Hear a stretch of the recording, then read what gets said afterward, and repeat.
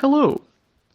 As Kieran's brother, Eilidh's arch-nemesis, and general all-round ham sandwich, I can safely say that the Generally Spooky History podcast is a podcast. And you should join their Patreon. I'm doing a thumbs up. For you guys, it's been a week. For us, it's been about 20 minutes. Oh, yeah. Brief pause between recordings, in which time Odin started digging in the garden. Well, you say that. You haven't given any of the context. He was digging for moles, Yes. was what he was doing. If you didn't know, we live in the country. Yeah. Well, yeah, he was doing that. I had some pickled onion crisps. All good. All good. Should maybe have had a coffee. Oh, I'm almost tempted to stop recording and go make some coffee. It's another coffee but pretty top. If we stop, we should come back and say we have coffee. Kieran made coffee. I made coffee. Would you, do we play music and then you recap? Well, Should we tell people who we are? We haven't done that yet. I was just about to say, we should tell people that this is the Generally Spooky History podcast. What do we do here, Kieran? We do your podcast. We do the deep dive into the myths, legends, and history of Scotland. Well done.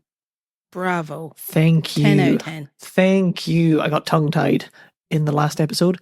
This is part 3 of the spooky saga of Fyvie Castle. And it's been spooky. It has been spooky. If you are just joining us, I suggest going back to part 1 and starting there, because it'll be a lot more enjoyable. You'll enjoy it more. Mm-hmm.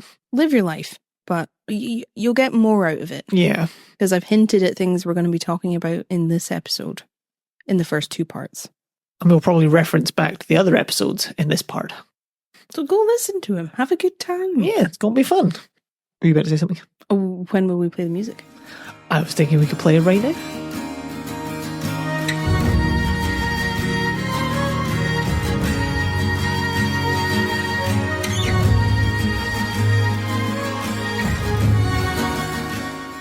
Well, yeah, would you like to recap? I can give us a go at a recap. So we had quite a lot of history in part 2. We got 4 more towers built. So we had Drummond Tower.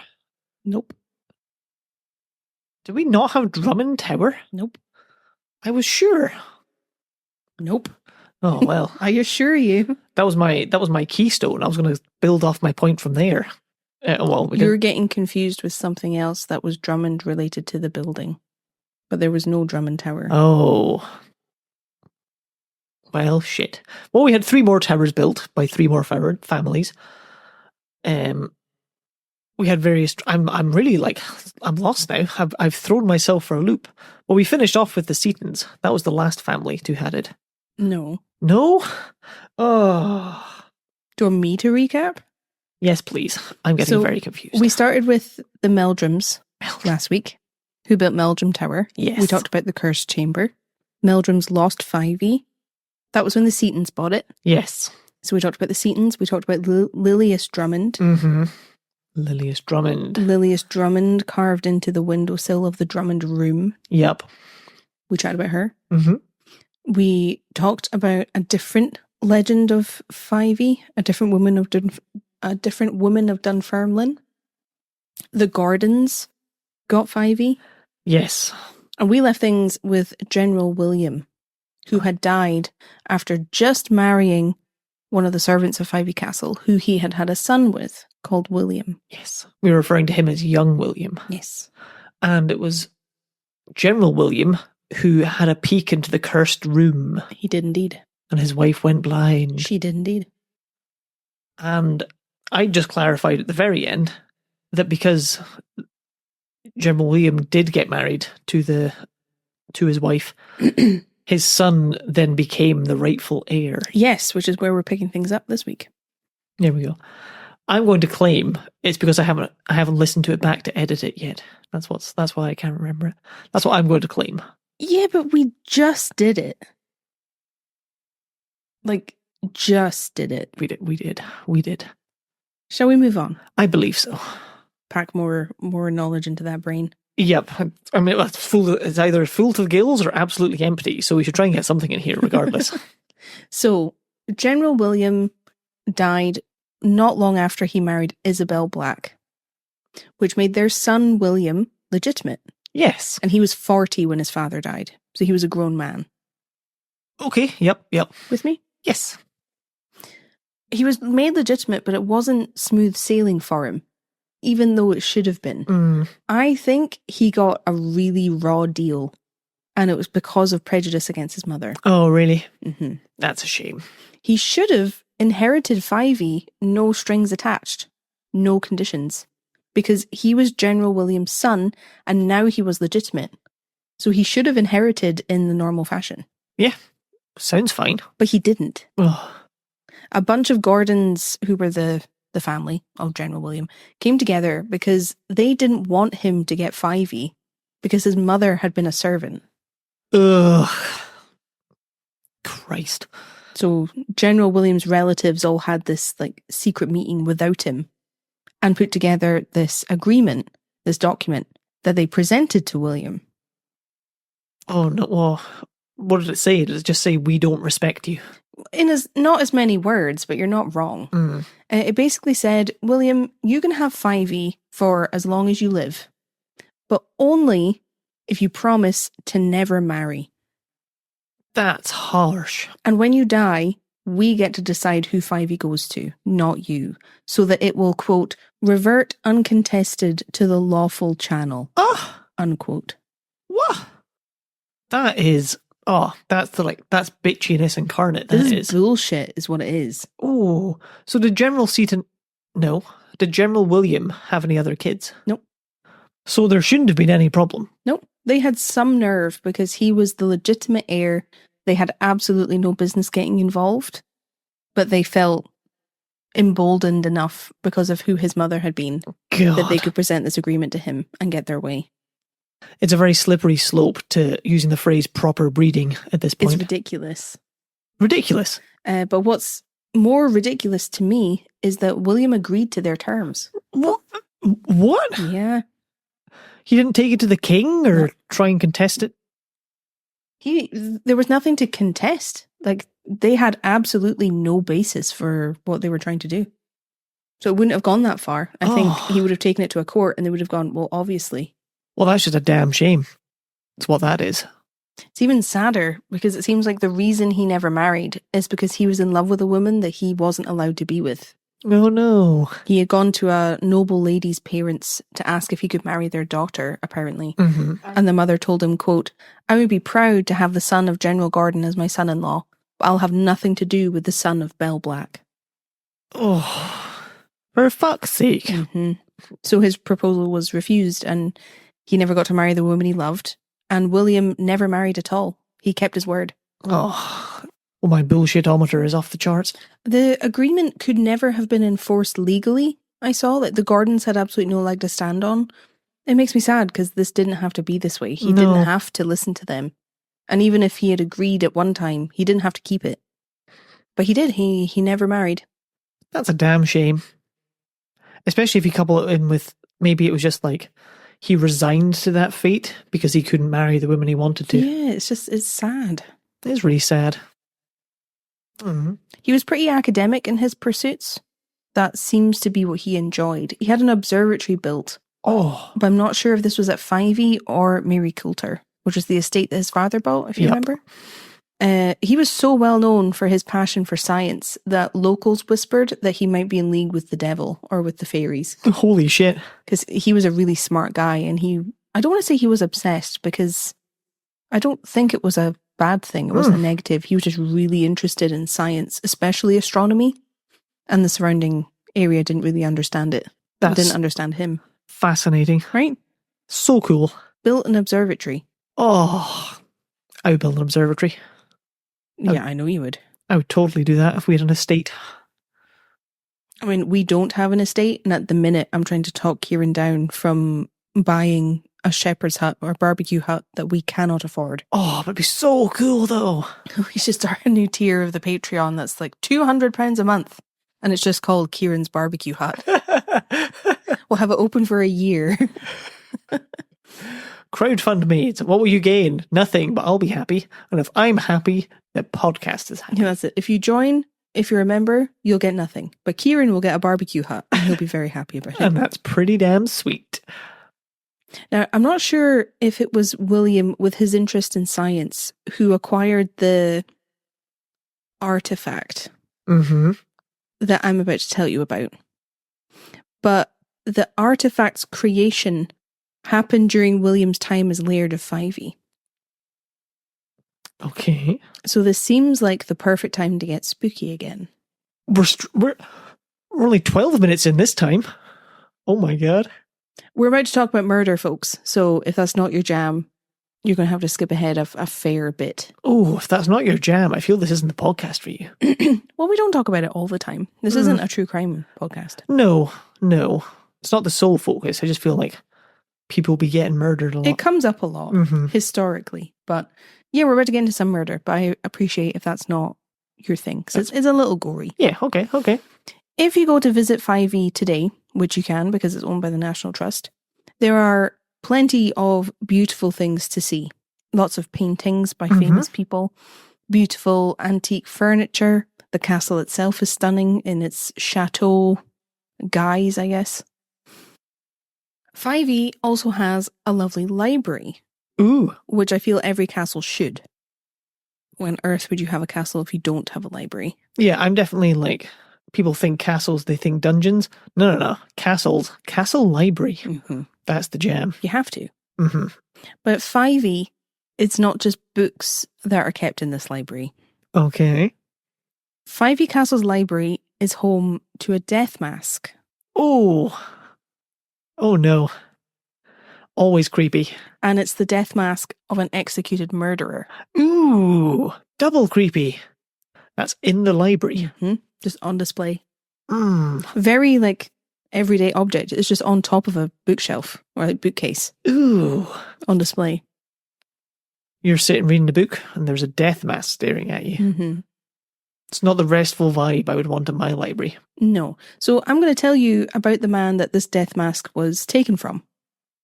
And all the spooky things that this death mask seemed to bring about at Fyvie. Oh, okay. You game? Yeah, I'm game. There's been so many like interesting objects. Yeah, lots of things. It's not just stories at Fyvie, which I love. Yeah, because we had the weeping stone in part 1. We have the carved stones. Oh, there's the one on display I was thinking of. There's the carving of Liliath's name. Lilius's name. And now there's a death mask. And there is the sealed chamber. Oh, of course. And the sealed chamber is actually there. And there's the bloodstain. Oh, it's so physical. Spooky. I believe the man whose death mask it is was called John Pallet. But in lots of places online who retell this legend, they call him John Pollock.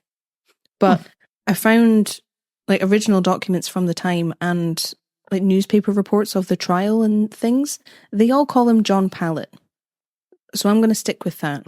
Yeah, that seems fair. If I'm wrong, I'm wrong. It's just, I'm going purely on what I've seen myself. Yes. So if that's wrong, I'm wrong. Hope that makes sense. It does indeed. John Pallet was executed in Essex for the murder of James Mumford. Okay. Which happened on the 8th of December, 1823. Now, I've decided I'm going to read to you from the trial documents and witness testimony from the trial. Okay. And kind of let the story unfold rather than just tell you what happened. So as people who were in the gallery would have heard it, you're going to hear it. Ooh, I'm excited. Is that okay? Yeah, sounds great. Okay, so what I'm going to read to you now is from trial documents. I haven't come up with it myself. Shortly before 9 o'clock, December 13th, 1823, the prisoner was brought from the jail to the courthouse. He seemed very much depressed. He has been attended by the Reverend Mr. Hutchinson, the chaplain of the jail, who has succeeded in awakening in his mind a proper sense of his situation. On quitting the jail, he was heavily ironed on both legs and moved with difficulty. John's defence argued it was impossible for him to have access to those persons whose testimony might be essential to his defence. Even yesterday morning, within a few hours after the prisoner had been committed, the London newspapers containing the whole of the evidence against the prisoner were circulated in this town and were open to the inspection of the jury by whom he was to be tried. That is pretty dodgy. Not very fair. No. The judge declared this person has had every opportunity to prepare for his defence. In one of the foulest murders which was ever committed in this kingdom, the murderer was apprehended on Monday and executed the Monday following. There was nothing at all extraordinary in such a proceeding. Yee. So they're talking about a different murder. Uh-huh. So John is not being allowed any extra time to put together a defence. This is 5 days after the murder has happened. It's a bit rough. And now we have the witness testimony, which brings to light what happened on the 8th of December. Okay. You feeling the ominous vibes? I am. I was hoping you would. Robert Smith, publican, which is a pub owner. On Monday, I was obliged to go from Whittington towards the Turnpike Road. I was on a pony. It was 8:30, a glum night. I saw a body lying in the road. I dismounted and lifted it up. It wasn't dead. The person groaned. I set him up and put him on the bankside. I went back to Whittington for assistance. Someone went to the place where I left the body. I went to Hayden, the constable. I went to the lane again and saw the body at a great distance from where I left it. Ooh. The person had got it and the prisoner. Oh, no. John Reed, a carpenter. Mr. James Mumford lived with his father. The prisoner was a labourer in the service of old Mr. Mumford. On Monday, I went to the lane with the other persons in consequence of the alarm. I took a candle and a lantern. Mr. Smith had described where we were to find the body, so that's who we heard from before. Yep. I put the candle under my coat as we thought there might be someone else. I heard somebody halloo, "Oi!" And when we got within 3 or 4 rods from him, we heard him say, "Here's James Mumford." It was Pallet. Oh. He had got a body on his shoulder. I went and lifted up his head and said it was not he, Mumford. It was so disfigured that although I knew Mr. Mumford, I did not recognise him. The prisoner said he knew it was, and then he said he thought it was. No one could, by that light, have known who it was. Oh, God. We took Mumford to a public house in Whittington called the Fleur de Lis. We put him into a chair by the fire in the parlour. He was dead. Mrs. Mumford was sent for. We examined the flat of his shirt and found by that means who he was. His mother recognised him. Oh. John Mumford, James Mumford's brother. On Tuesday, the day after the murder, I got a pair of shoes of the prisoner's, which I hold in my hand. I went to the spot that the murder had been committed, and in the wheat field I found footmarks of some person who had been running. They left towards a place in the wheat where a person had sat down. There was a mark, as if a split stick had been stuck in. I tried it, and that stick on the table in the courtroom fitted exactly. The footsteps then led to a turnip field across towards a down lane which leads to the spot where the body had been found. I fitted the shoes in more than 100 places, and they corresponded exactly. Oof. I had no doubt that the person who wore those had made those marks. This knife, found in the left-hand pocket of the prisoner, I have seen before.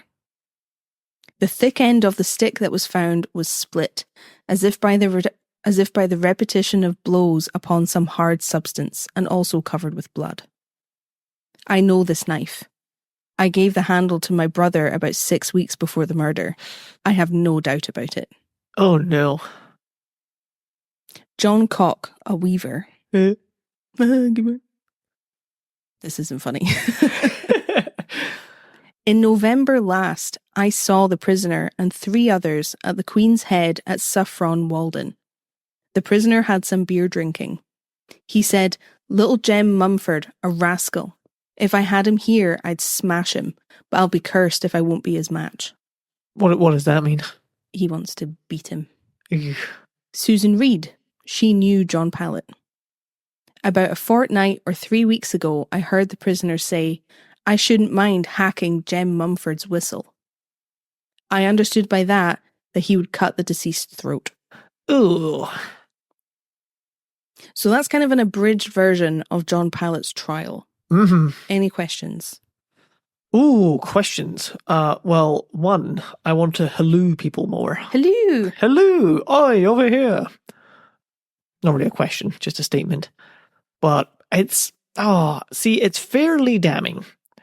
But it's investigation work, not done by an investigator. But this is 1823. Well, yeah, so good thought to go and check the footprints and stuff to see if they match. It's an if the glove fits situation, but I'm not sure. I'm wondering if there's going to be a twist. Nasty business. Nasty business, regardless. It didn't take long for the jury to find John Pallet guilty because they didn't need a lot of convincing after everything that they had heard. And on December 15th, just 2 days after the trial, John Pallet was executed. Oh my God. I found the reports from the time that detail the execution, but I'm not going to get into it because it gives me the willies and it's just very depressing. Yeah, fair. Reading about Deacon Brodie's execution has left such a mark on me that I struggle reading accounts of executions now. Yeah. It gives me the shivers and the goosebumps. When he was hanged, John Pallet was wearing the shirt that still had James Mumford's blood on it. Oh, well, that's pretty damning, isn't it? Mm-hmm. Now, the next detail is really grim, but it's kind of important. So I kind of need to share it with you. Yep. So if you can skip ahead a few minutes if you like. I won't blame you because this is a bit grim. When Pallet was hung, his neck didn't break. Oh, that's always grim. Because that's kind of what you're hoping for, that you'll have the drop and your neck will break, so you'll die instantly. That didn't happen with Pallet. So the executioner grabbed his feet and pulled down. Oh, God. Until he was dead. Yeah. Oh, that gives me a shiver. Yeah, me too. Which is why I'm not getting into the ins and outs, because they've detailed almost down to the minute how it went. That's plenty. But this is relevant later, which Yes. is why you need to know. Otherwise, I would have spared you. It turned out after his death that John Pallet made a confession the night before his execution, explaining exactly what had happened between he and James Mumford. Between he and James Mumford on the 8th of December. Okay. Do you want to hear it? I would love to hear it. So this is John Pallet in his own words. I'd been drinking with one Kidman, which is a guy's name, at the Coach and Horses all the afternoon and was somewhat inflamed with liquor. When we came to opposite Quendon Want Lane, we observed someone go down. Kidman went forward to see who it was, and on his return said, "It's Jem Mumford." Kidman then lent me his knife to cut a stick, and I said, "Damn him, he shall have it." I followed Mumford down the lane. I overtook Mumford upon a hill without his perceiving me and struck him a blow on the head. But he did not fall from the first blow. I then struck him again, and he fell. Oh. When down, I repeated the blows with the stick until he was incapable of resistance. Having so done, I felt in his pockets and took out the knife which betrayed me. I took several other things, and these I carried into the turnip field adjoining. I then sat down upon a piece of wheat and stuck the stick in the ground by my side. I began to reflect, for it was not my intention at first to have committed murder, but only to beat him severely. And I placed my 2 hands upon my face, saying to myself, "Good God, what have I been doing?" About this time I heard the trampling of a horse. He stopped at the spot where I left Mr. Mumford, and shortly after I heard the horse leave. I then returned to the body. Forgetting that I had put the knife in my pocket, I kneeled down upon one knee, raised Mr. Mumford and set him upon my other, and rested his chin upon my left shoulder, when the blood poured down my neck in torrents. Oh. I made the collar of my shirt in the state it was when the persons came up. I next took the body on my back and proceeded on my way to Widdington, under the impression that I should be able to convince the family that I found him and was performing a friendly office. I then left the room to wash the blood from my face, which I did as well as I could, and afterwards returned to the tap room, where, shortly after, I was taken into custody. Well, fuck. James Mumford's brother was pretty spot on. Yeah, he nailed that. So I know like you had doubts about it because there were some things missing, and I did that on purpose rather than filling in the blanks then, because this confession kind of does that. Yep. You set me up. Yeah, always. Always. Every week. Mm-hmm. Well, I thought there was going to be a twist where he didn't do it, and I don't know, maybe the brother did it or something, and so he was going to haunt the place because he'd been wrongly convicted and then hung. No, he was a murderer. He killed him. He gone done did it. Oh, and a Conniving to try and paint yourself as trying to help them out when you killed their son and brother. I know, what the fuck is that about? To try and convince them that you're a good guy. Oh no, I was trying to help. That's the worst bit for me. Like that's evil. That is. God almighty. Ugh. Well, welcome back if you skipped ahead. Yeah, I don't blame you, really. As far as I could tell for reasons why John Pilot killed James Mumford, it seems that Mumford was the local sheriff. Mm-hmm. And John was just something of a nuisance. Like, he was always getting in trouble for stuff.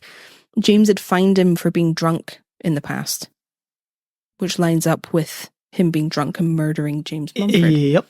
I also read he had his pigs confiscated. I don't know why. I don't know if it would be to pay debt or if you're not looking after them. I don't know. I'm going to say it's for having sex with him. Jesus Christ. But John was angry about it all and wanted revenge. Yes. Basically. Mm-hmm. But I would believe that he just wanted to teach James a lesson. Like, yeah. I believe him when he says he didn't mean to kill him. But his actions that he did after are pretty terrible. They are. And to mean someone grievous physical harm. Well, he beat him over the head. It's still terrible. What do you think is going to happen? Well, I know, right? But, I mean, he was drunk, so you're not thinking properly. But he was thinking enough to try and cover it up. That, and he had been talking about wanting to hurt him for a long time. Yeah. So it's not... He was always going to hang. Mm-hmm. Ooh. After his execution, John's body was donated to science. Because it's the 1800s. Bodies are in high demand, as we've talked about. And this is when his death mask was made. After his body was donated. Yep. And the reason I brought up the gnarly fact about his execution... Oh, God. ...is because on his death mask, you can see the indent left behind by the rope on his neck. It goes in at the back of his neck. That's pretty grim, isn't it? You can see it. Ooh. Oh, no. Yeah. I have a very scrunched up face right now. I don't blame you. It's gnarly. Ugh. The cast of John's head was used in the study of phrenology. Oh, no. Which is pseudoscience. People believed you could analyze someone's traits and personality judging by the shape and size of their head. It's not real. So stupid. Phrenology is racist and sexist. It's awful. Yep. I want to be very clear about that. I don't support it. This is just what the mask was made for originally. So if you look at the mask, there are phrenology marks across the top of his head where they've analysed the shape and the size. Yeah, so then, because initially I thought it was just his face. No, this is his whole head. I see. They've made a cast of down to his collarbone, which is how you can see his neck. See the neck. And there are marks all over the top of his head. Bleh. Because they're trying to suss him out as a criminal using phrenological methods. But phrenology is bullshit. Yeah. It's super harmful. But this was almost 200 years ago. Oh no, exactly 200 years ago. Spooky. So, they understood things differently. Yeah.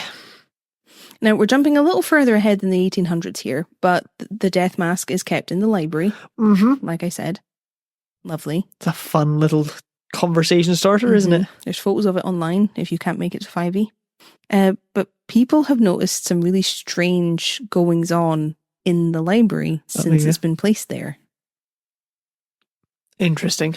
People feel really uneasy in the library. Something about it just doesn't feel right. Some visitors to the castle don't feel like they can go in there at all.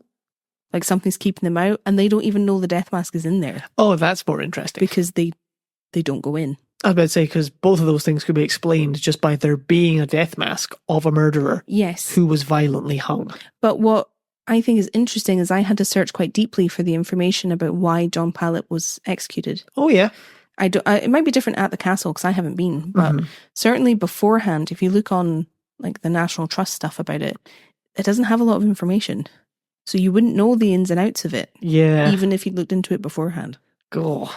It's weird to think of walking around and being like, oh, there's a bust up there, and just sort of wandering on. That's what it looks like, especially because it's white, as if it were marble, but it's not. But it looks like it.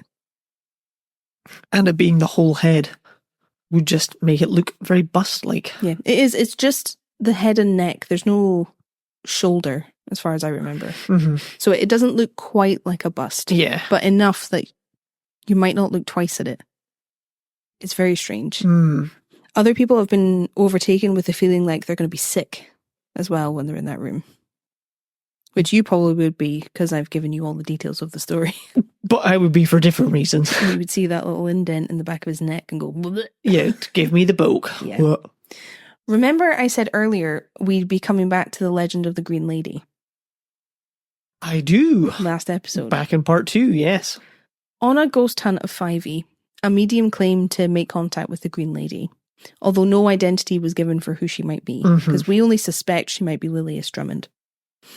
The medium asked the Green Lady if she meant them harm, and she answered that she didn't. But when they asked her if any of the many spirits that reportedly haunt Fyvie meant them harm, the Green Lady answered yes. Ooh. There was a ghost that meant them harm. The ghost of John Pallet. Oh. I mean, he's clearly got a lot of anger, which will have only been exacerbated. You have to assume. I mean, he doesn't sound like a good dude. No, right up until the very end. So if you believe that ghosts are kind of like these emotional imprints, it's going to be a pretty violent ghost. However, the Green Lady didn't just leave the group with that nasty news about this violent, harmful spirit. She assured them that she wouldn't let him harm anyone. Oh, shit.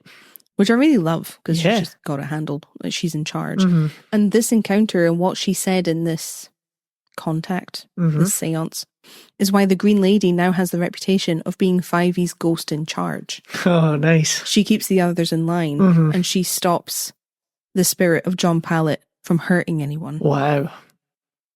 That's new. Right? Not had that before. Like a hierarchy. Yeah. I love that. Right?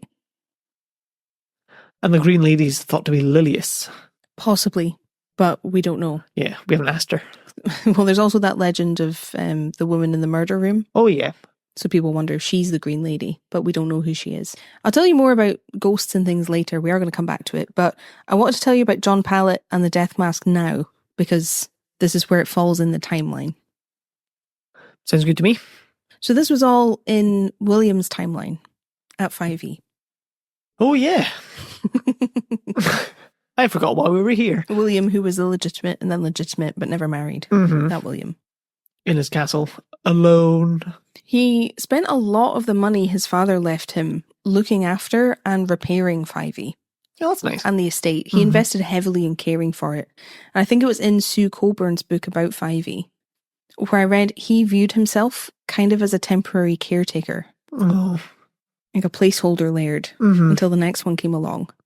So he made it his mission to do his best to preserve Fyvie. Yeah. And look after it. He sounds like a sweetheart. I know, and it's so sad. And he could use all of his money, because if he's not allowed an heir, well, I mean, a legitimate heir, he doesn't need his money to get passed down. No, so he decided to put it into the castle for whoever would come next. Oh, William. Right. William died in 1847. So what happened to Fyvie? It went to one of General William's brothers, who was known as Lord Rockville. Okay. So he's still a Gordon, he just has this title. So it was General William's nephew, Charles, who inherited Fyvie. I see. So it's gone into his brother's family. But Charles, General William's nephew, inherited when he was 71. Oh, wow. He didn't really feel up to the maintenance that Fyvie needed. Yeah. He couldn't do it. So he passed it on voluntarily to his son and took an allowance from it instead. Oh, fair enough. He visited the castle once in his lifetime before he died in 1851. Only once? Oh, he was in his mid-70s. I guess so. And he died not long after. Yeah, so he's had this one brief contact. Of this castle that he owned. Yep. So Charles' eldest son inherited Fyvie when he was 41. Yes. He was called Cosmo Gordon. Cosmo. Amazing. There's a great painting of him at Haddo House. Oh, yeah. Because remember, there's that connection. Uh-huh. He has a huge big mustache and beard. Nice. He's very grand looking. A couple of years after Cosmo inherited Fyvie, the bell rang at the front door. They hadn't been expecting anyone. There weren't any visitors planned. A servant went to answer, and to their surprise, a small boy, only about 6, stood at the door, completely alone. The boy lifted up his chin and he said, quote, "I've come to see Fyvie again. I mean to have it someday," unquote. This boy was Alexander Forbes Leith, who lived nearby in Blackford. Okay. His father was an admiral, and weirdly, his dad had married the stepdaughter of his sister. Oh, that's going to take me a minute. So Alexander's mum had married her stepmother's brother. Stepmother's brother. Ooh, that's skirting on being not okay. If you have to say technically it's not incest, it's too close. Mm-hmm. Alexander was obsessed with Fyvie from being a small kid. Yep. He loved the place. He wanted to be there all the time. And that day, he decided he wanted to go see it again, but no one would go with him. Mm-hmm. So he left home and got there all by himself at 6 years old. And he lived about 6 miles away. Yeah. I think in Sue Coburn's book, he got a lift with someone for a portion of it. And he hitchhiked and he made his way to Fyvie just because he wanted to see the castle again. Oh, love it. And that was what he said when he presented himself at the front door. Amazing. Looking at it like a potential buyer.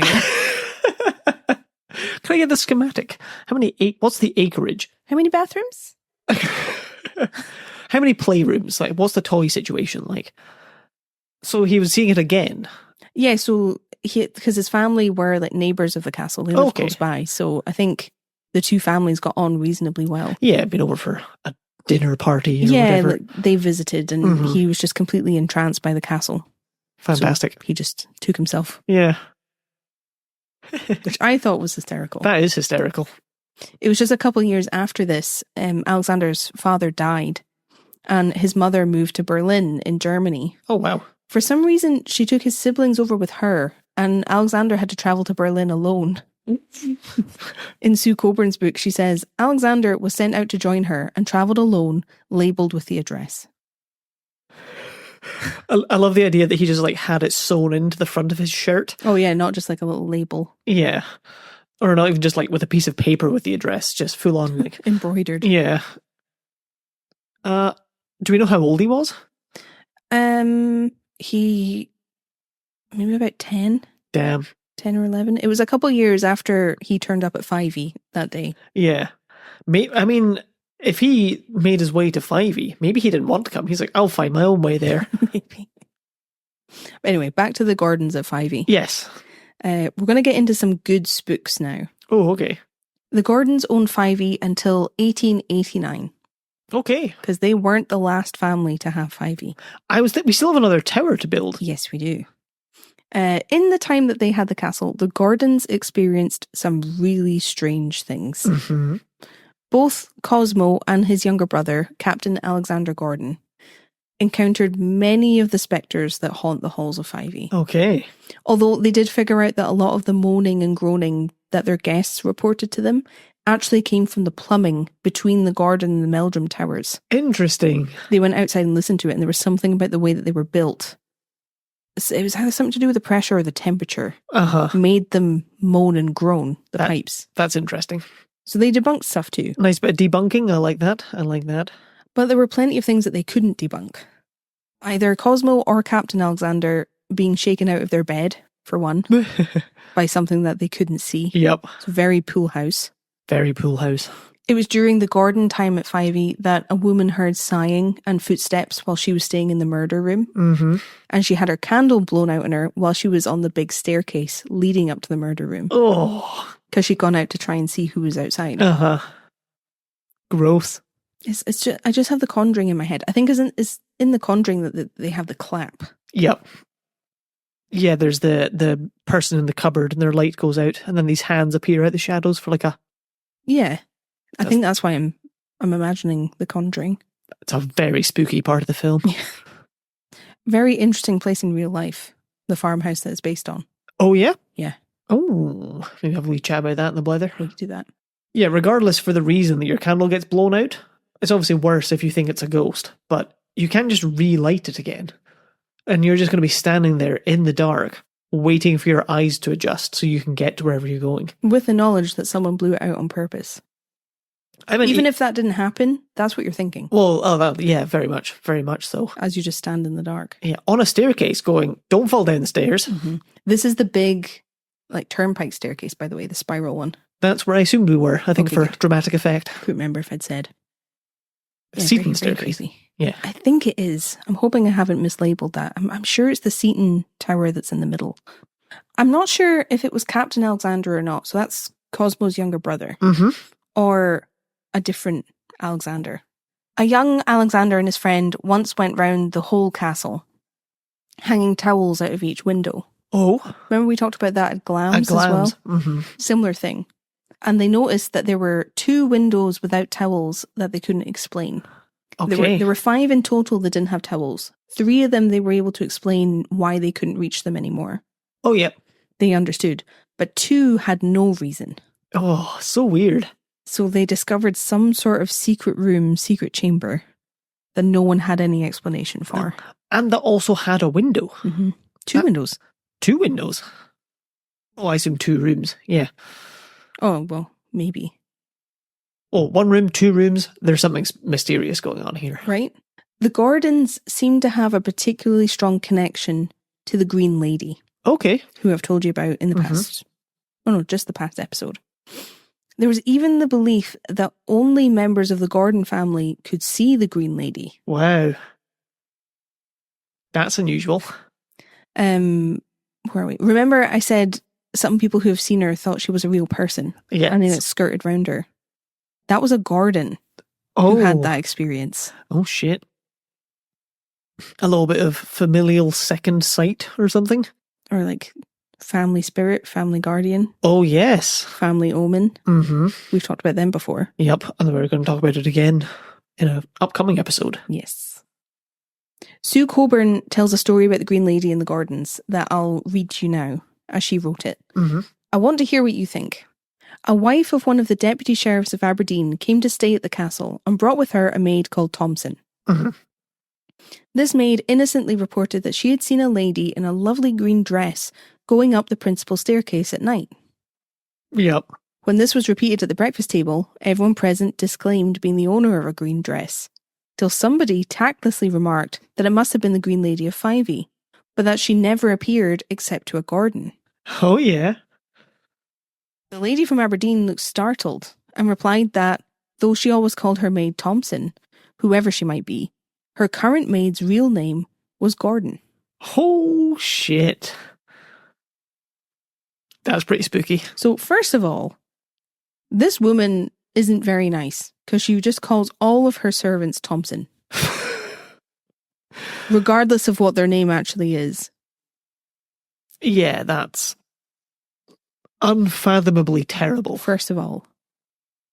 But that's pretty spooky. Yeah, sorry, I'm really raged out by that. Made worse that she knows what their actual name is and just decides not to call them that anyway. Mm-hmm. Anyway. Calls them all the same thing. Ugh. I've got too much rage. Ugh. You can get the rage out first. It's very spooky. Very spooky. Rage aside.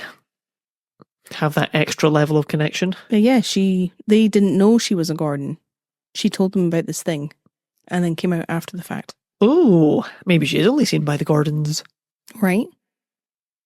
Now, I mentioned earlier that the Green Lady is considered by some people to be an omen of ill fortune.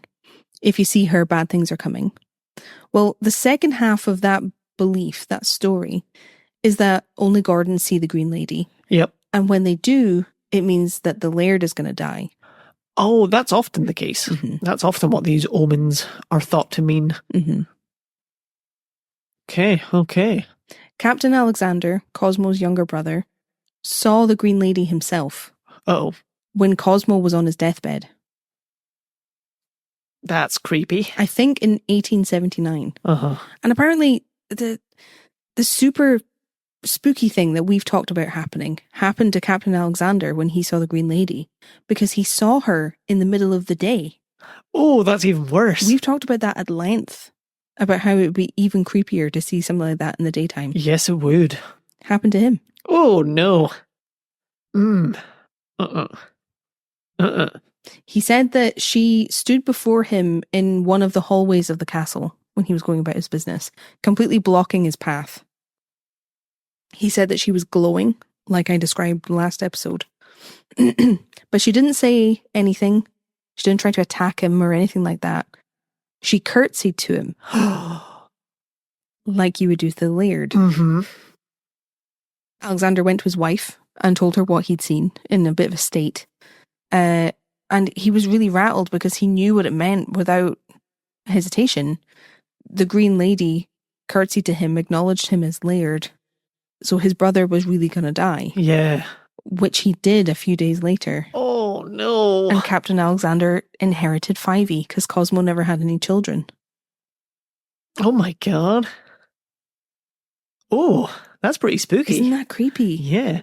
I was just thinking, before you went into it, like, what would be worse? You just see the Green Lady walking past silently, or you see the Green Lady and she acknowledges you in some way. I think that's way worse. So now hearing that story, clearly that's worse.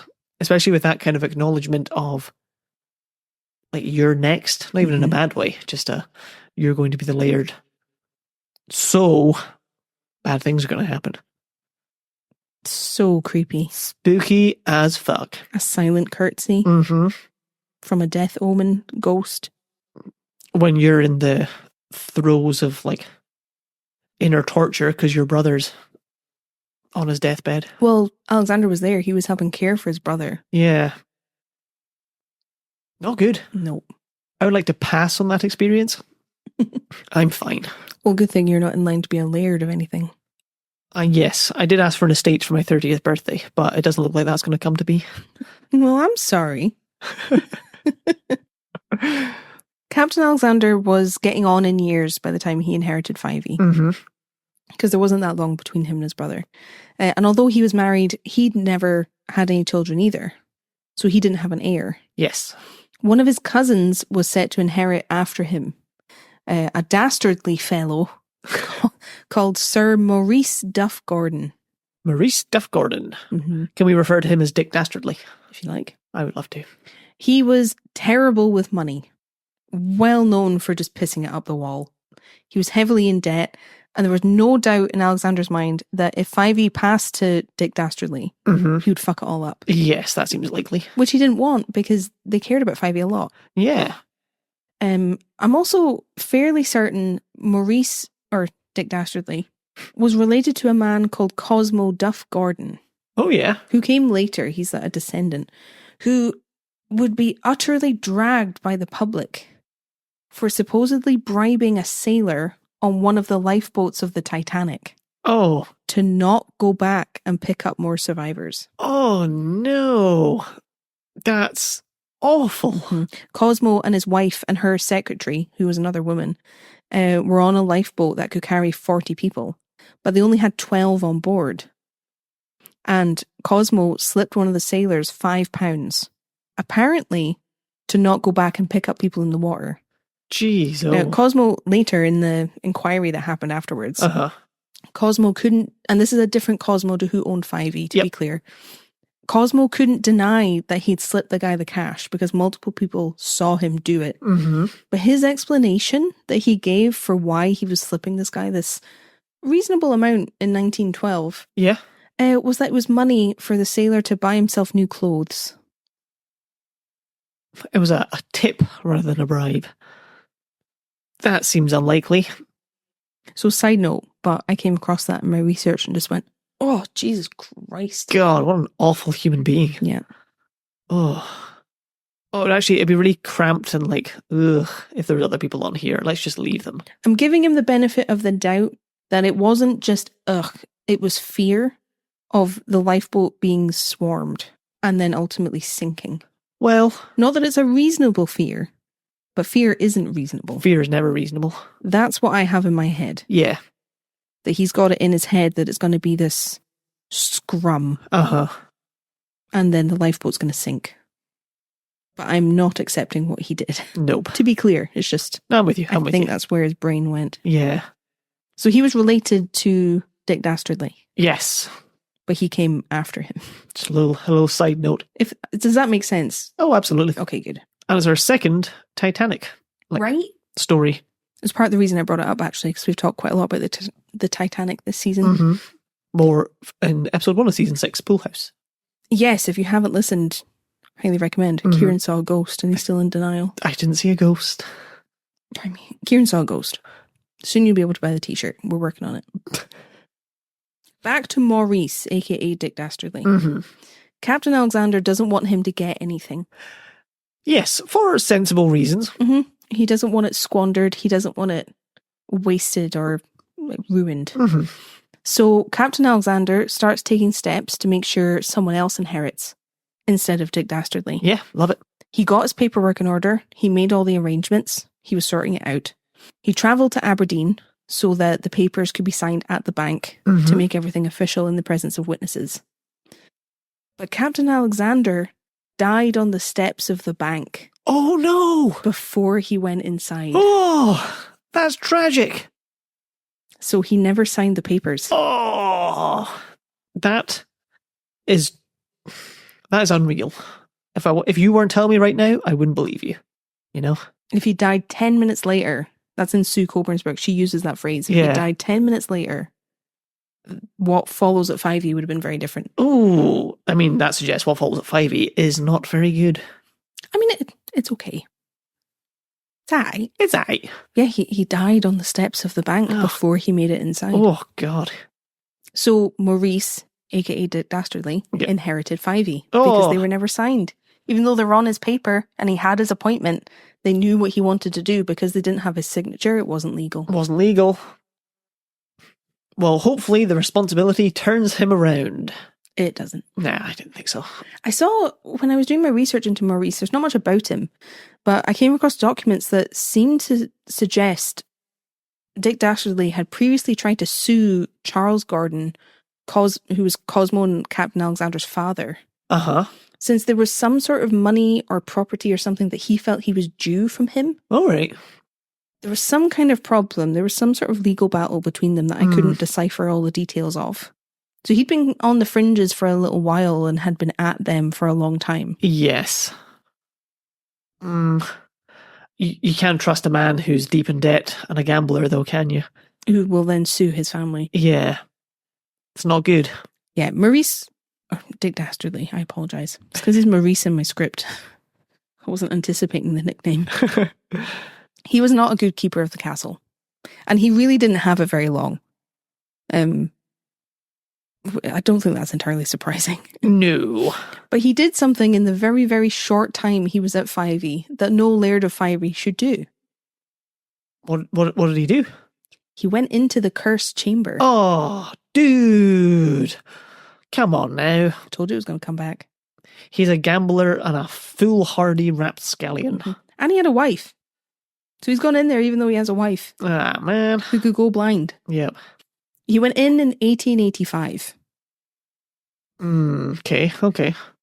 I just don't know why you would do it. Why would you go in? But from the beginning, the whole endeavour to get inside the chamber, like from him, seems to have been cursed itself from the beginning, because it went terribly. Oh, really? Yeah, really bad. First of all, no workman would take on the job, because stories had circled around about this place for years. Yep. And none of them wanted to take the chance. They wouldn't go near it. Quite right. Some of them had heard stories of people becoming seriously ill and dying if they were just exposed to what was inside the chamber, like the air, kind of like Egyptian tombs, which we talked about. Sue Coburn describes the, quote, black vomit, unquote, which was a name for the plague. Yes. So some people believe that you would get the plague if you went into this chamber. Yeah. So they didn't want to do it. Oh, no. Ooh. Sensible from the workman. Yeah, so he had a hard time from the very, very beginning trying to get anyone who would do it. Did he believe there was gold in there or something? I mean, assumedly he thought there was something valuable in there. Yeah. Because I can fully see him convincing himself there was secret treasure. Well, I mean, if you hear about a room you're not allowed to go into in this grand castle that your, like, what's the word, like your dastardly relatives wouldn't let you go in, you might be inclined to believe there's something valuable down there. And we're getting towards, like, Egypt mania, I think. Yeah, 1885. We're getting around there. Might be a little early, but you know, like, tombs I full don't of know. treasures. Carter was the 1800s, I think. And while he was a bit of a dodgy character... Oh no, Carter was born in 1874. So we're like just on... Yeah, it's maybe a little bit early for that. On the cusp. I know what you're thinking though. Mm. Once Dick Dastardly finally got some workmen to help him, they made a pretty gruesome discovery. Uh-oh. From the off. Because they found human remains. Oh, God. In one of the walls of the chamber. Oh. But that was more than he bargained for. Yeah. I read some reports that said they were the remains of a child. Oh. But no one knows who they were or why they were disposed of in this way. So that would have been a nasty shock. Who is building all the castles in this area and just putting children's bodies in the walls? People who have to hide things. Because that's who has the money to build these kind of castles. Oh. They have to maintain appearances more than anyone else. Here and Krathis? And I say like have to in quotes. Like obviously you don't have to do that. No, but you know, in their minds they have their reputation. But believe it or not, this isn't the only body we're going to find in a wall this episode. Oh no. I told you about this place. You did. I was warned. We were warned, people. It's our own fault. So we found this child. I should say, one article I read had this child's remains being discovered behind a wall in what's called the morning room, rather than the chamber. It's difficult for me to discern without having been to the place myself. Yes. The exact layout of everything. Now, is that morning as in opposite of evening? Yes. morning. Yeah, not morning. No. Yep. But it's believed that a chapel once stood in that spot. Oh, okay. So it used to be a chapel, now it's a different part of the castle. So there's a chance if this child was found in that spot, the child was buried in the chapel, which became part of the castle. Yeah, I would believe that. With me? Mm-hmm. It's a little unclear because I find my brain doesn't really work very well with like imagining layouts. Imagining space. I struggle. So I can't visualize based on the information I have. So I just wanted to say that one article said it was the morning room. Other information I saw had Maurice discovering it while opening the cursed chamber. Yeah. Just to be clear. I mean, you know why the story stuck around, that it was him who found it. Yes. A few days after work began on getting into the chamber, Maurice fell. Oh. And he fell so badly that he broke his leg. Oh. That's a fall. Mm-hmm. And it was at this point his wife stepped in to just be like, no, we're not doing this anymore. This is not worth the trouble. We couldn't get anyone to do it. Now we've got people to do it. We're discovering dead children. You now have a broken leg. This is done. I don't want to go blind. Yeah. But it wasn't long after this that his wife started losing her eyesight. No. This is more spooky than the last woman who lost her eyesight. Mm-hmm.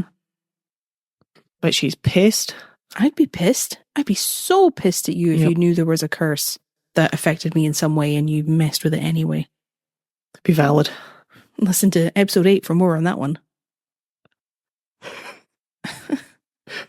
Coming soon. So yeah, just a disaster from the start. Yeah, clearly. That's...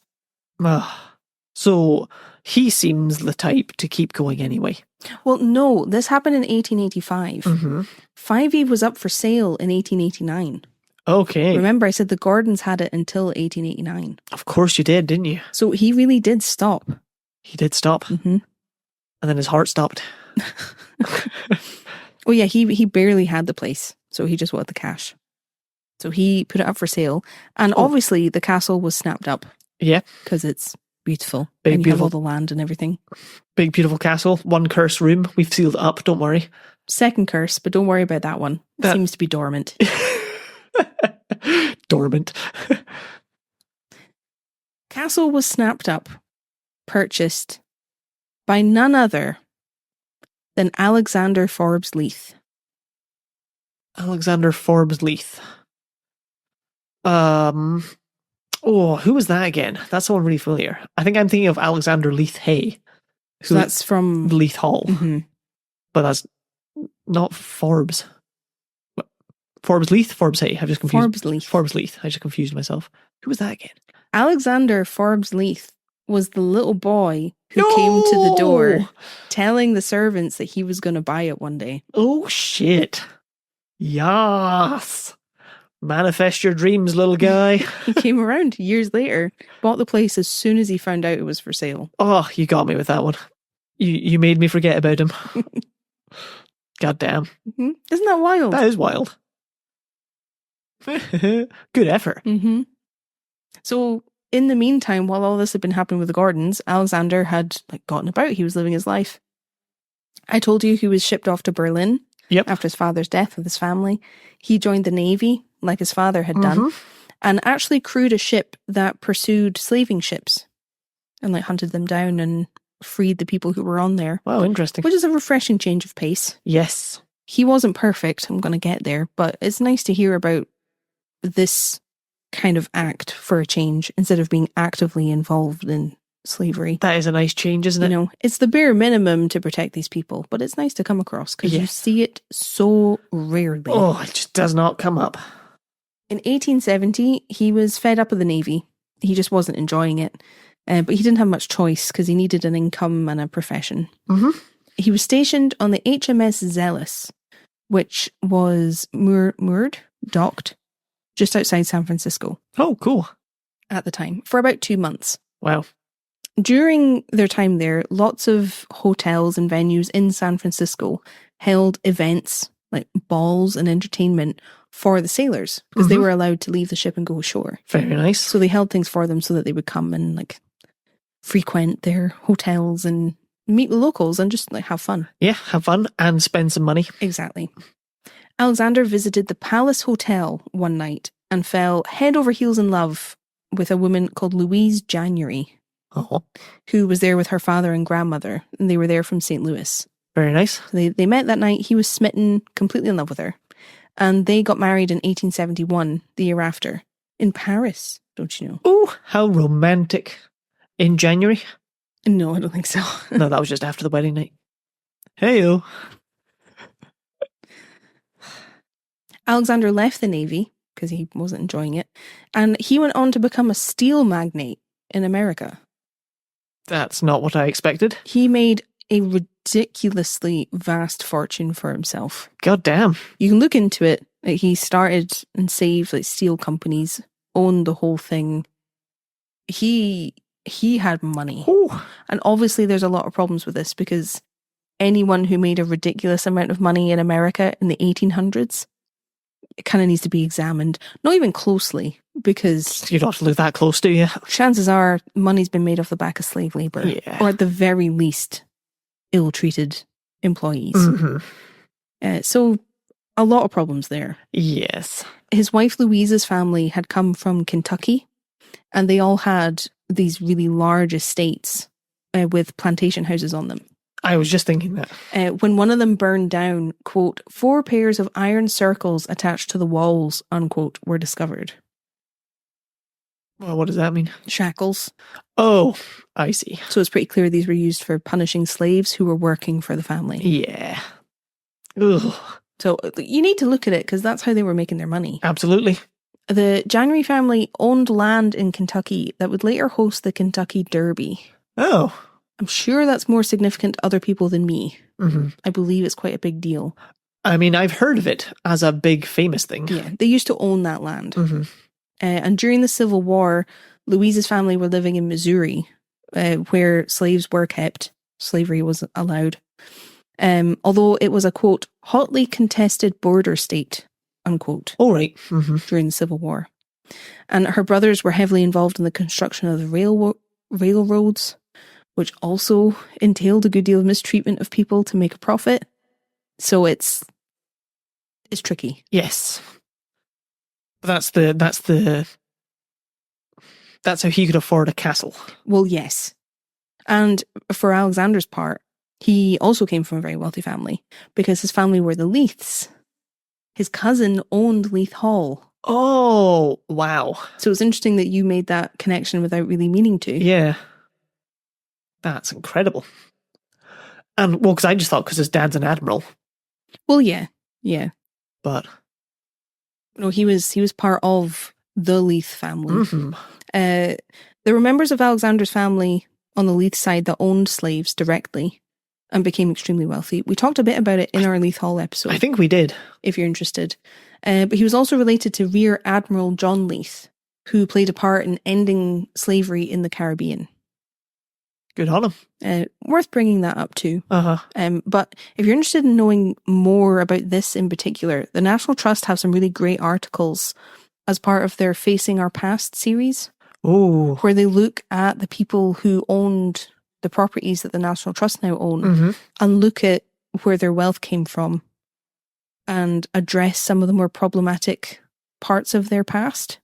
Very, very interesting. And that's where I got a lot of this information I've just told you. Good. I'm glad to hear that. Right? Mm-hmm. They're great. So yeah, I want to bring it. This is how Alexander had as much money as he had between he and his wife. When Fyvie Castle came up for sale, he bought it for £175,000 in 1889. 89, that's where we are. Which today would be about 22 million. Oh. That's the kind of wealth we're talking. So it must have been in good repair and things. Yeah, for it to be worth that much. It'd been reasonably well looked after. Yeah. It still needed work. These places always do. Always do. And when he and his wife moved in, he invested heavily into repairing and renovating Fyvie. It'd be a good chance to start modernizing it too. Well, yeah, and from the articles and things I saw, they wanted it to be their family home. Yeah. So they spent a lot to make it comfortable. I don't think I could ever be comfortable in a castle, but I do know what you mean. I could be comfortable at Codder. I like it there. Well, that's quite cozy, isn't it? In 1890, just after he bought the castle, Alexander built Leith Tower. The final tower. The last of the 5 towers of Fyvie. Very good. And it makes so much sense to me that he did this, because he admired the castle for so long, and he finally got to make his mark on the place and have a tower named after him. Yes, that makes total sense. Because I was thinking it's quite late for additional towers to be added. He just had that much money. Yeah. Because I think usually by the late 1800s, early 1900s, they're more being changed into like houses rather than castles. Well, the Victorian style country home. Yeah, and is it the Georgian manor? That was earlier, yeah. Oh, okay. But it's more of that type of thing, less building towers. Yeah.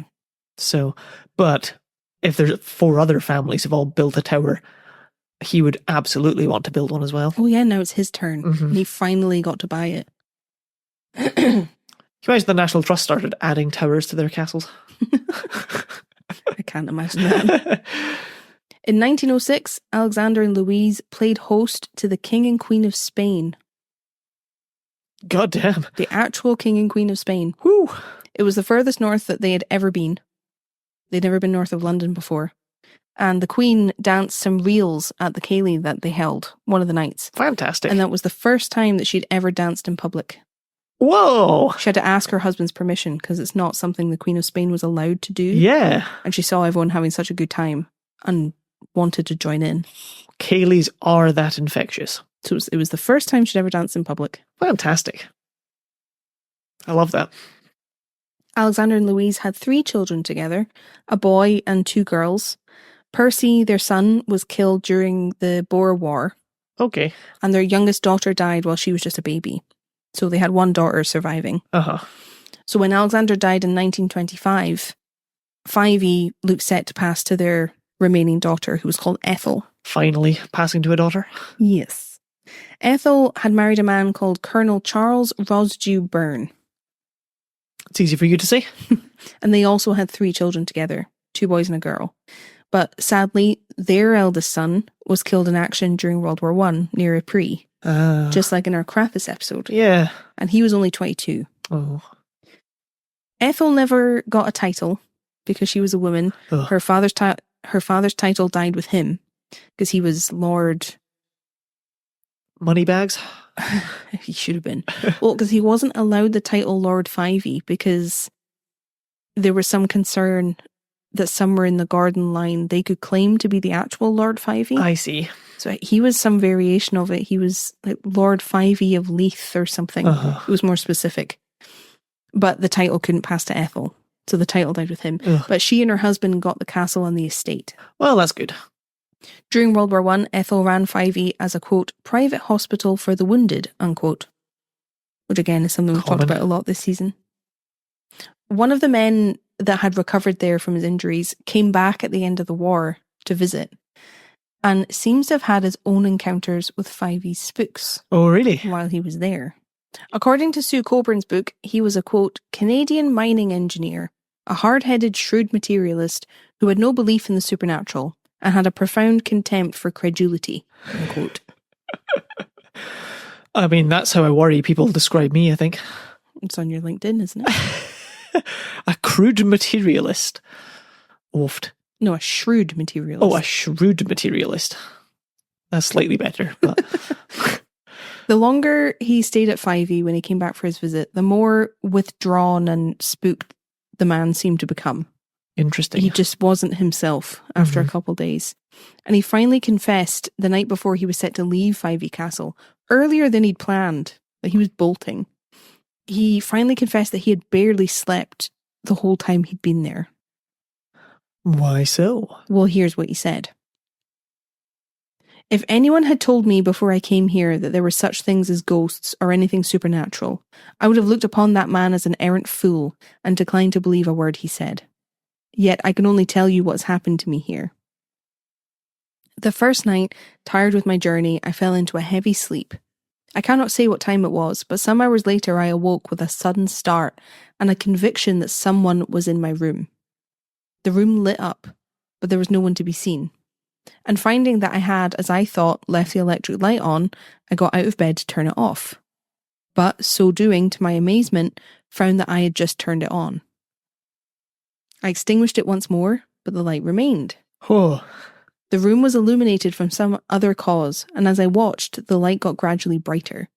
It was like little flames playing around the pictures, and I could see the colours of the pictures quite distinctly. Since then, the same thing has happened every night. I fall asleep, tired out, and awake to the same experience. All the time I feel there is something in the room, something I want to hit, but I can see no one. Only this mysterious light which gets brighter as time goes on. I simply daren't go to bed. Well, that's spooky. My first thought was the St. Elmo's fire. Oh, yeah. Where, like, a lightning ball can appear, like, inside a room. Like a build-up of static. Yeah. Worth looking into. I don't have all the details to describe it. But it generates light. And it could make what looked like little flames dance around things. Because it happens on aeroplanes and they're like windscreen wipers. That you get little, like, electricity arcs. But that's a crazy rare phenomenon. Yeah. So it wouldn't happen night after night. Well, no, not consequentially. So that, like, instantly kind of ruled that out. I'm just looking up the Wikipedia just now because we haven't prepped this, but it's a weather phenomenon in which luminous plasma is created by a corona discharge from a rod-like object such as a mast, spire, chimney, or animal horn in an atmospheric electric field. It's been observed on the leading edges of airplanes and by US Air Force pilots. Animal horns? That's interesting because of the David and the White Stag story. That is very interesting. Worth listening to that episode with that information in mind. Interesting. So yeah, the Canadian, this is the story that he told. And he told it to another guest who was staying at the castle at the same time. And this other guest assured him that he should go get some sleep. If anything bothers him through the night, he should call out. And this guest that he had shared his story with would come and help him. Oh, that's nice. So they both went to bed, the Canadian somewhat soothed. Mm-hmm. But the man that the Canadian told his story to found out the next morning that the Canadian had left first thing. Oh, shit. Before he was even awake. The guy who had heard the story, he hadn't heard anything through the night. He hadn't heard the guy calling out. But he woke up with the strangest feeling that he had dreamt someone calling out to him in the night. That's a shame. But he was completely stuck in his bed, unable to move in the dream. Whoa. Creepy. Which suggests that the Canadian was shouting for help and he didn't come. You'd feel bad. Mm-hmm. Now that's an interesting one. Creepy, eh? Very creepy.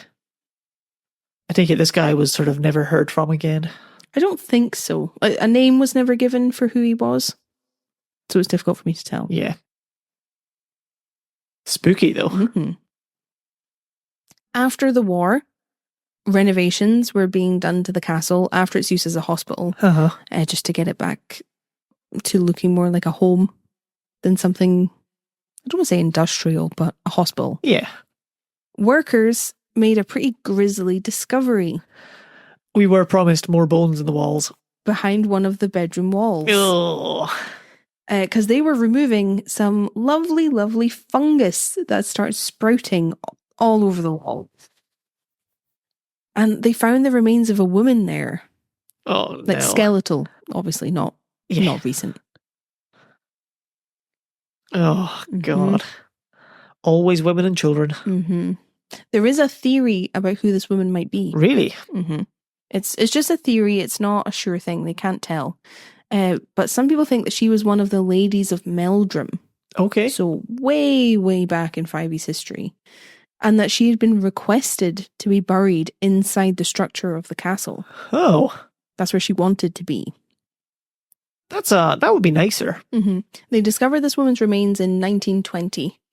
And when Alexander, the laird, learned about the discovery, he had her remains respectfully buried in the cemetery nearby. Yes. So she wasn't just abandoned or anything. They had somewhat of a funeral for her to inter her remains. They didn't just put her back either. Well, this seemed to be the wrong call. Oh, no. Because after they buried her in the cemetery, people started seeing a grey or white lady wandering around the castle who had never been seen before. Oh, shit. People started hearing strange noises, things they couldn't explain.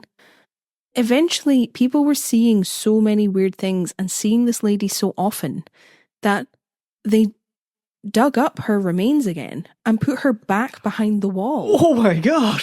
And since then, no one has seen a grey or white lady. Oh, shit. It was only in that period that she wasn't in the wall. Oh, that's insane. Isn't that creepy? That is creepy.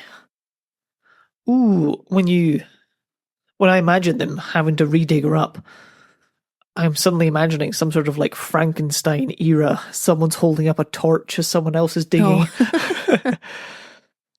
Creepy. Creepy. Because no one sees the grey or white lady anymore. Goo. Oh, well, a bad call, but then a good call to rectify it.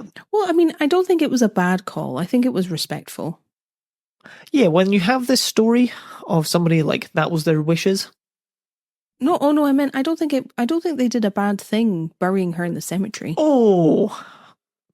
Yeah. Because they wouldn't have been able to confirm if that was her wishes, because they can't really confirm who she was. No. So I don't think it was a bad thing to bury her in the cemetery with a stone. But I also don't think it was a bad thing to put them back where you found them. Yeah. So strange.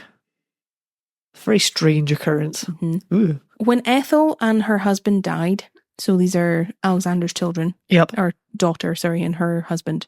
It was their youngest son, Ian, who took over Fyvie in 1930. Okay. Ian was reportedly 6'7". They grow on big out that part of the world, because there was the guy at Leith Hall who was like 6'6" or something. Mm-hmm.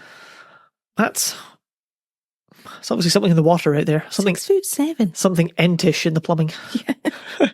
He married a woman called Ruth Barnett, and they had 4 children together. And during World War II, the house was actually run as a maternity hospital. Oh, okay. And I read that all the children that were born there during the time it was run as a maternity hospital were given the middle name Fyvie. Oh, yeah. That's nice. I think that's kind of cool. I think that's cool. Once again, Ian and Ruth's eldest son was killed in action. That's a shame. For the 3rd time in a row. Mm-hmm. But this happened after World War II. He fought in something called the Malayan Emergency. Not familiar with that at all. From the little bit of research I did, it really deserves more. But the Malayan Communist Party tried to overthrow the British colony in what is now Malaysia. Oh. We don't really have time to give it the attention it deserves. Yeah. But Ian and Ruth's son was killed in this conflict in 1949. Oh, wow. And I read that it was, quote, described as an emergency because insurers would not have compensated plantation and mine owners if it had been labelled a war, unquote. Oh, always comes around to money, doesn't it? Oh no, they've called it the emergency so that insurance companies have to pay out. Oh yeah, actually that's probably... Everyone wants money from the insurers, don't they? But had they just called it a war, the insurance companies would have been like, nah. Nah, not our fault. Insurance is so weird. Yeah. But like I said, this was becoming a pattern for the Forbes Leiths. Because this is lots of eldest sons being killed in war. That sounds like a curse we've heard before. That sounds like the curse of the Weeping Stones, no? It very much does. It was Ian and Ruth's second son, Andrew, who inherited next. And he's the one that sold Fyvie Castle to the National Trust in 1984. Okay, so he sold it to them. Yeah, they bought it from him. That's pretty common. I had in my head they got left to the National Trust sometimes. They can, but the National Trust also has money that it can purchase places like this. That's cool. It means they must have a lot of money. Yes. But that they can't spend in case they need to... Well, that and everything has to be accounted for. Because they have to maintain these places too. Yeah, and it's a charity. Yeah. Like it's a registered charity. It's just crazy to think those are some deep pockets. That's a lot of money. So yeah, today you can visit because Andrew sold it in 1984. Yeah. So you'll have to look out for the ghosts if you go visit. In more modern times, people who visit the castle report seeing all kinds of figures, strange things like perfume bottles popping open by themselves in the garden bedroom, which I think is interesting. That is interesting. And people have been in there and they've just watched it happen. People smell cigar smoke or roses in rooms where these smells don't have a source. That's an interesting one. Because I feel cigarette smoke can linger for a very long time. Well, it's cigar smoke as well. That's a very distinctive smell. Yeah, it can... there's something like dormant about it where it can just hold on a material until it's paffed. Like you hit it a bit and then the smell comes out and you're like, ugh. Mm-hmm. Well, even if you have wallpaper in a room for a long time, it could hold the smell. It clings and lingers. But rose smell... Like fresh roses? That's very unusual. Mm-hmm. Oh, I also just remembered... thinking of it being a hospital twice over, maybe that could be the result, or that could have led to a blood stain in the murder room. And not that room, I don't think, because they would have had wards. That's true. I would have thought. Yeah. I'd imagine certain parts of the castle were just closed off. Yeah, but, just as a theory, maybe there's an officer in there who deserved his own room. Yeah, absolutely right. Interesting. I feel like we would have to ask someone there and see which parts were used as the hospital. Yeah. People even report who visit today having their ears popping all the time. That's odd. Throughout the whole place for no reason. Because it's not like it's that much of an incline. No. But people's ears pop all the time. Wonder what could cause that. Well, ghosts, obviously. There's the believer we all know and love. Yeah, like pressure differences to make your ears pop. That's strange. Isn't that weird? That is weird. I don't think we've ever come across that before. No, that's a new symptom of ghosts. And I would need to look into it, but I'm really not sure what would cause that as you just wander around a building. No, because there'd have to be...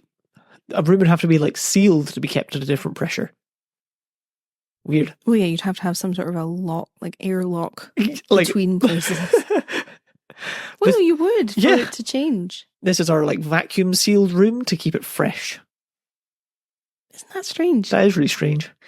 One ghost that we haven't even talked about yet, Okay. to round off the episode, is that of a little girl called Annie. And she's been seen playing on the great big turnpike stair, which we've talked about. That'd be a fun place to play. Sometimes even with a larger dark figure who looks like they're holding her hand as she makes her way up the stairs. Ugh. But you see her in more detail, you can see that it's a little girl. Uh-huh. This is just a dark figure who's with her. That's made even creepier because this past weekend we were helping a little girl up some stairs by holding her hand. She had it handled. She Yeah. didn't really need us. Yeah. For our sake, we helped her. Yes, obviously. She's an independent lady. Yep. Investigators who made contact with Annie asked her if she likes being at the castle. And she apparently responded saying, yes, because I've got people to play with. Ew. Creepy. Well, very creepy when you consider the remains of the child that were found years earlier. Double creepy. That's not good. Now, I read that people have actually caught Annie and the tall, mysterious figure on film. Really? But the video doesn't seem to be anywhere online.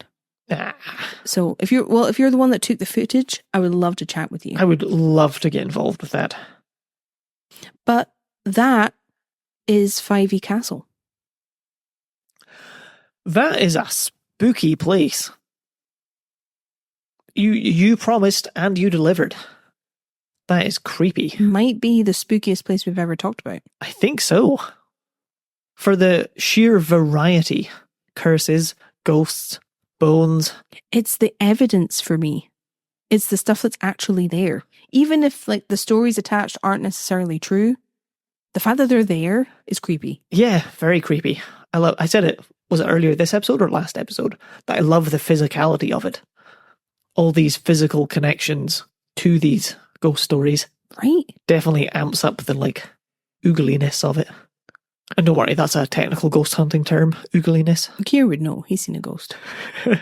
He knows how to describe them I know what's up. in detail. I Any final thoughts? don't think so. Just thank you for bringing us this story. You're welcome. And thank you for mixing up the format. I'm very curious to know what people think. We can maybe talk about it in the blether Yeah. to hear your thoughts specifically. But if you enjoyed this format, let me know, because if I don't know, I won't change anything. I for one, thoroughly enjoyed it, especially because there were so many spooks to get through. Well, this is why it wouldn't have made any sense to have them all at the end. Well, that would have been part 3 being all of the spooks, and then being like, wait, who are we talking about? Wait, who was that? So, thoroughly enjoyed. Thank you very much. You're welcome. We'll be back next week. Yes, we will, for a not Fyvie Castle related episode. I know, it'll feel strange. If you would like to support the podcast, consider leaving us a review. You can do so on Apple Podcasts or Spotify. Consider signing up to the Patreon if you would like to offer us some financial support. We're having fun over there. We are. I'm quite tempted to make a Kieran's Barbecue tier just for the hell of it. So, if there's any rich benefactors out there who want to sign up for that, please do. And if you know anyone who you think would like the podcast, consider telling them about us. Because word of mouth is the best way to spread the word. So consider sending your friend an episode you think they'd enjoy. You know they're going to love it. What's not to love? You know. Unless they're afraid of ghosts, then they might not love it. But maybe send it to them anyway. It might be funny. Just get them. Get one over on them. No, it's not spooky. Oh, no way. It's all about ghosts. Kaboom! And as Eilidh said, we shall see you next week. Bye. Bye.